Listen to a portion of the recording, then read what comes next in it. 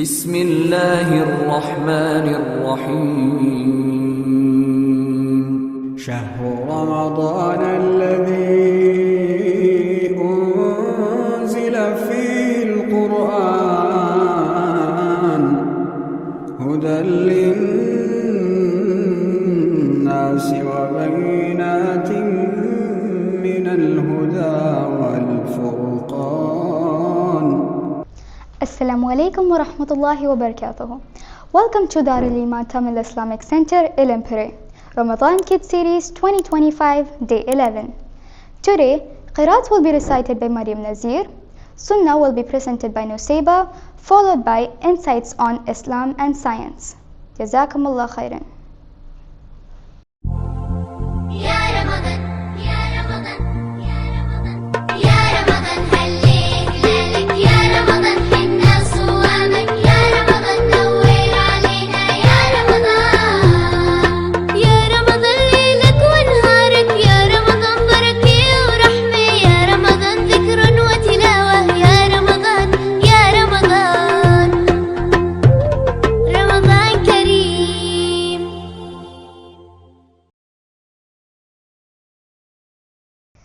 أعوذ بالله من الشيطان الرجيم. بسم الله الرحمن الرحيم. ربنا ظلمنا أنفسنا وإن لم تغفر لنا وترحمنا لنكونن من الخاسرين. صدق الله العظيم. அளவற்ற அருளாளனும் நிகரற்ற அன்புடையனுமாகிய அல்லாஹுவின் திருப்பெயரால். அதற்கு அவர்கள் இருவரும் கூறினார்கள், எங்கள் இறைவனே, எங்களுக்கு நாங்களே அக்கிரமம் செய்து கொண்டோம். எங்களை நீ மன்னித்து எங்களுக்கு கிருபை செய்யாவிடில் நிச்சயமாக நாங்கள் இழப்புக்குரியவர்களாகி விடுவோம்.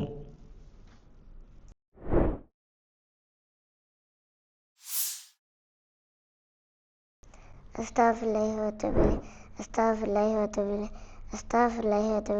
நான் என்ன பண்ணுறேன்னு பார்க்குறீங்களா? நான் தௌபா பண்ணுறேன். ஏன்னா ரசுல்லா ஒரு நாளைக்கு 70 டைம்ஸு தௌபா பண்ணியிருக்காங்க. ஏன்னா ஆனால் அவங்க ஒரு தப்பு கூட பண்ணதில்லை. ஆனால் நம்ம தெரிஞ்சு தெரியாமல் எவ்வளோ தப்பு பண்ணியிருக்கோம். அதனால் நான் அஸ்தாஃபிருல்லாஹி சொல்ல ஆரம்பிச்சிட்டேன். நீங்களும் டெய்லியும் சொல்லுங்கள். அல்லாஹ் அவங்க எல்லாரையும் முடிஞ்சிருவேன் இன்ஷா அல்லாஹ். அஸ்ஸலாமு அலைக்கும் வரஹ்மத்துல்லாஹி வ பரகாத்துஹு.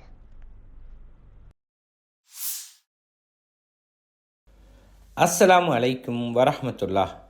இஸ்லாமும் அறிவியலும் அப்படிங்கிற தலைப்பில் இன்றைக்கி நம்ம பார்க்க போகிறது சிலந்தி வலை.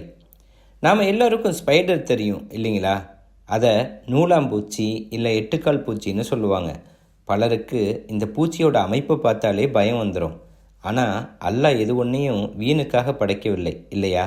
அத்தியாயம் 6 38வது வசனத்தில், பூமியில் வாழும் எல்லா பிராணிகளும் தன் 2 சிறகுகளின் துணை கொண்டு பறந்து செல்லும் எல்லா பறவைகளும் உங்களைப் போன்ற உயிரினங்களாகவே இருக்கின்றன. நாம் அவைகளை பற்றி பதிவு செய்வதில் யாதொரு குறையையும் வைக்கவில்லை அப்படின்னு பிரபஞ்சங்களினுடைய அதிபதி அல்லாஹ்வே குர்ஆனில் சொல்லிட்டான். எனவே சிலந்தியின் வலை ரெண்டையும் இன்றைக்கி பார்க்கலாம். நாமெல்லாம் ஒரு வீடு கட்டணும்னா பல தொழிலாளிகளும் அவங்கள மேற்பார்வையிட ஒரு மேஸ்திரியும் திட்டமிட்டு கொடுக்க ஒரு இன்ஜினியரும் தேவை. ஆனால் சிலந்தி தனக்குரிய வலையை தானே பின்னும், அதுவும் அதிநவீன தொழில்நுட்பத்தோடு பின்னும். இந்த கலையை யார் அதுக்கு கற்றுக் கொடுத்துருப்பா? நிச்சயமாக படைப்பாளனை தவிர வேறு யார் சொல்லி கொடுத்துருக்க முடியும் சொல்லுங்கள்? இறைவன் தன் ஞானத்தால் எல்லா பொருட்களையும் சூழ்ந்திருக்கிறான். இதை நீங்கள் சிந்தித்து பார்க்க வேண்டாமான்னு அல்லாஹ் குர்ஆனில் கேட்குறான். சிலந்தி தன் உடல்லேருந்து சுரக்கக்கூடிய திரவத்திலிருந்து இந்த நூலை உருவாக்குது. நம்முடைய கண்ணுக்கு அது ஒரு நூலாக தெரியுது இல்லையா? உண்மையில் அது ஒரு கற்றைங்க.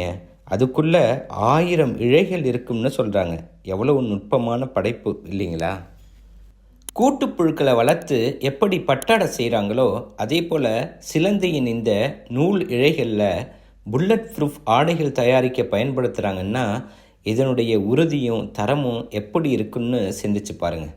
சவுர் குகையில் நபி ஸல்லல்லாஹு அலைஹி வஸல்லம் அவர்களும் அபூபக்கர் ரலியல்லாஹு தஆலா அவர்களும் எதிரிகள்கிட்டேருந்து மறைந்திருந்து தப்பித்ததற்கு சிலந்தியின் வலைதான் முக்கியமான காரணம் இல்லைங்களா? இதை கவிக்கா அப்துல் ரஹ்மான் இப்படி சொல்கிறார், எதிரிகளின் படையை ஒரு நூலாம்படை தடுத்து நிறுத்தியதே அப்படின்னு சொல்லிட்டு. என்னதான் அந்த மெட்டீரியலில் வலிமை இருந்தாலும் அல்லாஹ் சிலந்தியின் வீட்டை பலவீனமான வீடுன்னு குறிப்பிட்டு காட்டுகின்றான் குர்ஆனில். ஏன்னு தெரியுமா? அதுக்கு ஒரு பரிதாபமான காரணம் இருக்குங்க. பெண் சிலந்தி தாங்க இந்த வலையை பின்னும். பிறகு தன்னோட ஆண் சிலந்தியை இணைச்சிக்கும். அதன் மூலமாக முட்டைகளிட்ட பிறகு ஆண் சிலந்தியை பெண் சிலந்தி கொன்னுரும். அப்புறம் சில நாட்களில் அந்த முட்டைகள்லேருந்து வெளிவரக்கூடிய அதன் சிலந்தி பூச்சிகள் தன் தாயான பெண் சிலந்தியை கொன்னுரும். யோசிச்சு பாருங்களேன், இப்படி ஒரு வீடு இருந்தால் அந்த வீட்டில் எவ்வளவு குழப்பங்கள் நிகழும். அந்த மெட்டீரியல் எவ்வளவு ஸ்ட்ராங்காக இருந்தாலும் அதில் வாழக்கூடிய உயிரினத்துக்கிட்ட ஒழுங்கு இல்லைன்னா அதுதாங்க இருண்ட வீடு, பலகீனமான வீடு. இந்த நுட்பமான உதாரணத்தை அல்லாஹ் எப்படி குர்ஆனில் சொல்கிறான்னு பாருங்களேன். அத்தியாயம் 29, அத்தியாயத்தின் பெயரே சிலந்திதான். வசனம் 41, எவர்கள் அல்லாஹ்வை விட்டுவிட்டு மற்ற பாதுகாவலர்களை ஏற்படுத்தி கொண்டார்களோ அவர்களின் உவமை தனக்கென ஒரு வீட்டை அமைத்து கொள்ளும் சிலந்தி பூச்சியாகும். திண்ணமாக வீடுகளிலேயே மிகவும் பலவீனமானது சிலந்தி பூச்சியின் வீடாகும். அந்தோ இவர்கள் அறிந்து கொள்ள வேண்டுமே என சொல்லி படைத்த இறைவன் எப்படி ஆதங்கப்படுறான் பார்த்தீங்களா?